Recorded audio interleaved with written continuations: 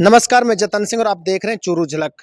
लगातार पिछले 2 दिन से आप एक खबर देख रहे हो कि एक्सिस बैंक में जहां पर मैं खड़ा हूं, एक निजी बैंक है और इसमें फ्रॉड का मामला एक सामने आ रहा है और थाने में एफआईआर दर्ज हो चुकी है। जब एफआईआर दर्ज नहीं हुई थी उससे पहले हमने ये खबर चलाई भी नहीं, लेकिन जब एफआईआर हमारे पास है तो हम ये खबर पूरी पड़ताल के साथ आपको बताएंगे कि मामला आखिर क्या है। राजेश नाम का एक युवा है जो भमासी का रहने वाला है। उसके पास दिल्ली से साइबर टीम का एक फ़ोन आता है। कहते हैं कि आपके खाता है और उसमें फ्रॉड के पैसे आते हैं, अवैध लेन-देन है उसके अंदर किया जा रहा है। जब उसके पास एक कॉल आता है वो अपने परिजनों को बताता है और परिजन है इसको लेकर एक्सिस बैंक में पहुँचते हैं, तो यहाँ पर पड़ताल अगर करवाते हैं तो वो खाता मिलता है। हालाँकि राजेश कुमार क कहता है कि मेरा कोई लेना-देना नहीं, मैंने अकाउंट खुलवाया नहीं था। हालाँकि कुछ दिन पहले की बात है जब राजेश कुमार और राकेश जांगिड़ 2 ये युवा हैं, ये जीएसटी लेने के चक्कर में इनको जीएसटी नंबर चाहिए था और ये खाता खुलवाने के लिए भटक रहे थे। तभी इनके पास एक व्यक्ति आता है जो इनको हरीश नाम के एक युवक से जो कर्मचारी एक्सिस बैंक में उनसे मिलवाता है और कहता है कि आपका चालू खाता ये खोल देंगे और आपका जीएसटी नंबर भी दिलवा देंगे। तो उनकी सहमति बनती है और पूरे डॉक्यूमेंट देते हैं, आधार कार्ड देते हैं, पैन कार्ड देते हैं, पासपोर्ट साइज फ़ोटो देते हैं।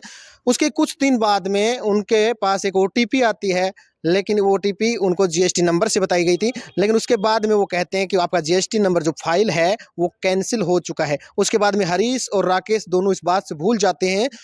दिन बीतते जाते हैं, उस खाते में अवैध लेन-देन चलते हैं और आखिर में साइबर क्राइम का दिल्ली से फ़ोन कॉल आता है, तब ये जाके मामला खुलता है।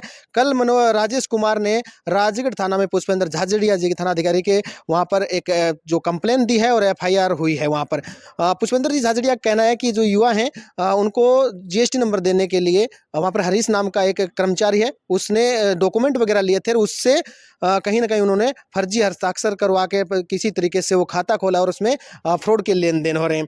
बैंक जो प्रबंधक हैं उनसे हमने बात करने की कोशिश की है, हालाँकि उन्होंने सफाई देने से इनकार कर दिया। हमने फ़ोन कॉल कर जानकारी ली है कि आपको भी कहीं न कहीं इस मामले में पूरा लिया जा रहा है, क्योंकि एफआईआर के अंदर उनको भी इसमें शामिल किया जा रहा है। हालाँकि एक कल समझौता हुआ था, ये बताया जा रहा है, एक पेपर मेरे पास है जिसमें एक्सिस बैंक की मोहर लगी हुई है और उसमें शाखा प्रबंधक ने साफ-साफ कहा है कि मेरे हरीश नाम के एक कर्मचारी हैं, उन्होंने ये फ्रॉड तरीके से खाते खोले हैं और उसमें लेन-देन है वो किया जा रहा था। और क्या उनकी भावनाएँ रही होंगी, क्या उनका आगे का क्या लक्ष्य रहा होगा, क्यों ये खाता खोला गया, क्यों कितने पैसे लेन-देन हुई, ये अभी तक जाँच का विषय है। लेकिन राजगढ़ थाना पुलिस अभी इसकी जाँच कर रही है। अब सोचना ये है कि आपके क्षेत्र में, आपके शहर में ऐसे कितने बैंक होंगे, ऐसे कितने कर्मचारी होंगे जो आम जनता के साथ धोखा करते हैं। आपको सतर्क रहने की आवश्यकता है। मैं गांव भमासी से बिलोंग करता हूं। मेरा राजगढ़ एक्सिस बैंक के अंदर एक फर्जी अकाउंट खोल लिया गया। मैंने आज से एक साल पहले किसी को जीएसटी नंबर के लिए डॉक्यूमेंट दिया था। डॉक्यूमेंट का मिसयूज़ कर लिया, गलत तरीके से अकाउंट खोल दिया और उसमें कम से कम 40 लाख रुपए का फ्रॉड कर दिया। मेरे पास पिछले 20 दिन पहले दिल्ली साइबर से फ़ोन आया कि आपके अकाउंट में फ्रॉड हो गया।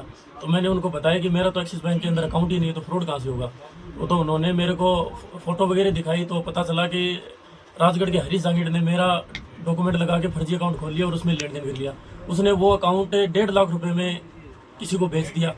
उसमें पूर्ण तरीके से फर्जी लेन देन किए हैं और हरीश कुमार ने ये बात कबूल भी की है। लेकिन अभी मेरी कोई समस्या का समाधान नहीं हो रहा और बार बार मेरे पास दिल्ली साइबर वालों को फोन आ रहा है।